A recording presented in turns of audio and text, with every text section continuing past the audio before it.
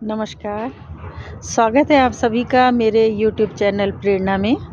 आज हम बात करेंगे बच्चों का स्क्रीन टाइम किस तरीके से कम किया जाए। आज एक विराट समस्या पेरेंट्स के सामने आ रही है कि हमारे बच्चे मोबाइल के साथ खेलने लगे हैं, उसको ही अपना प्ले टाइम समझते हैं और उसकी वजह से उनके अंदर जो मानसिक विकार आ रहे हैं, बहुत सारी ऐसी चीज़ें हैं जिनको पेरेंट्स भी नहीं समझ पा रहे हैं कि इनको किस तरीके से दूर किया जाए। तो कुछ अनुभव मैं आपके साथ साझा करना चाहूँगी। मेरे हिसाब से हमें बच्चों को मोबाइल नहीं देना चाहिए और उसी केस में देना चाहिए जब वो उसके अंदर कुछ पढ़ाई करने के इच्छुक हों या कुछ ऐसी चीज़ें जो उनके शिक्षा से संबंधित हों। अब हम बच्चों को मोबाइल कैसे ना दें या कौन से ऐसे उपाय हैं जिसकी वजह से मोबाइल का इस्तेमाल हमारे बच्चे कम करें। सबसे पहला तो नियम हमें ये बनाना है कि हम माता-पिता स्वयं मोबाइल का उपयोग कम करेंगे और अगर हम करेंगे तो बच्चे के सामने ना करें। आपको आवश्यक है, आप जाइए दूसरी जगह दूसरे कमरे में जाकर बात कीजिए। अच्छी बात है, बच्चा ना देखे कि आप कितना मोबाइल यूज़ कर रही हैं। मैं ये नहीं कहती कि आज की आवश्यकता मोबाइल नहीं है, बिल्कुल है।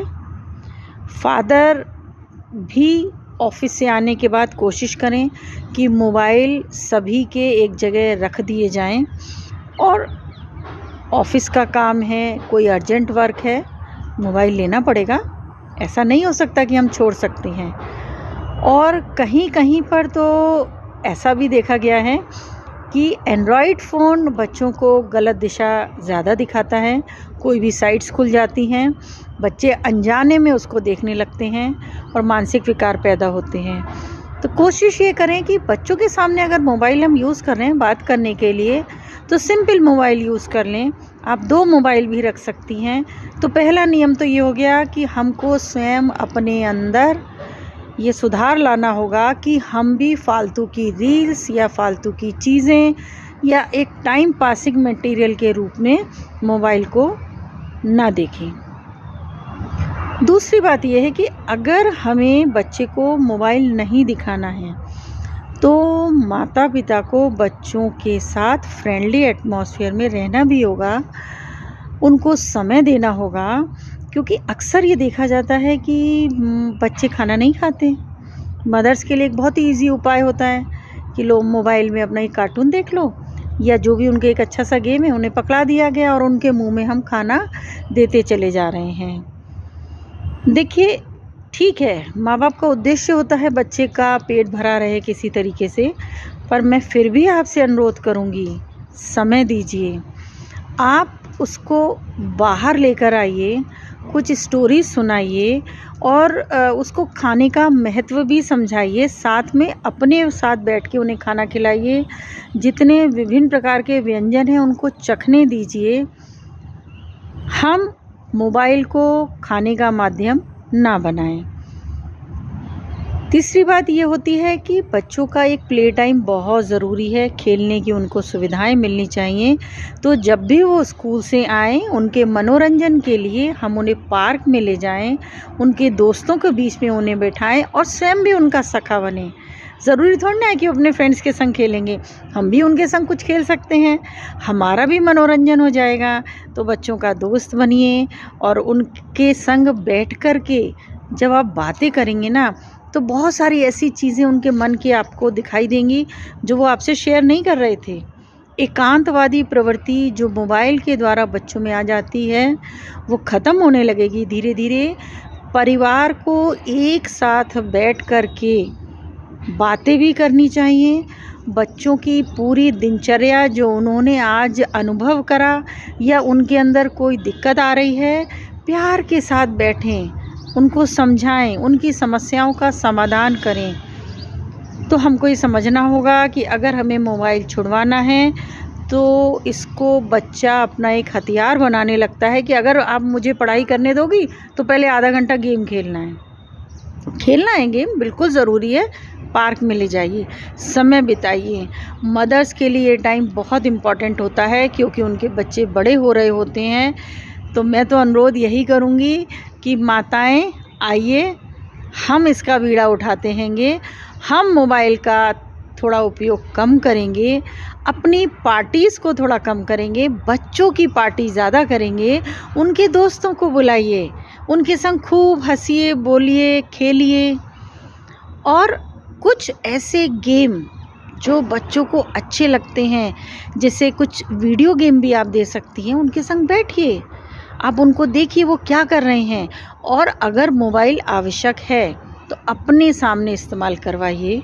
कुछ होमवर्क है, कोई और चीज़ें हैं जो प्रोजेक्ट से संबंधित उन्हें देखनी है, बिल्कुल देना पड़ेगा।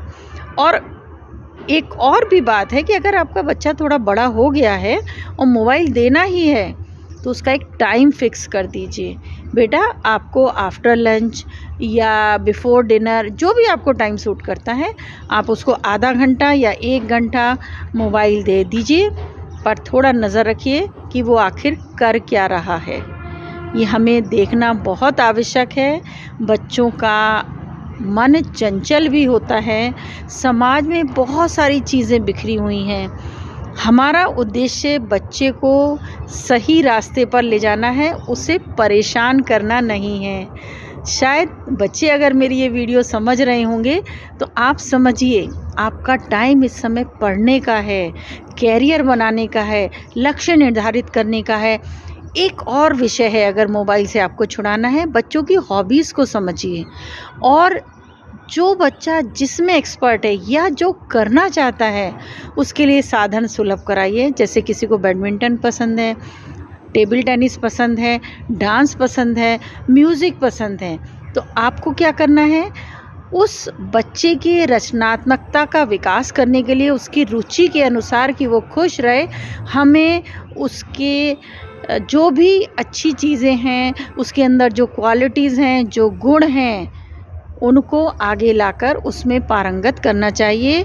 क्योंकि किसी भी बच्चे का सर्वांगीण विकास के लिए खेल कूद और डांस सब कुछ बहुत ज़रूरी होता है। वाद विवाद प्रतियोगिता, बहुत सारे कंपटीशन में पार्टिसिपेट कराइए।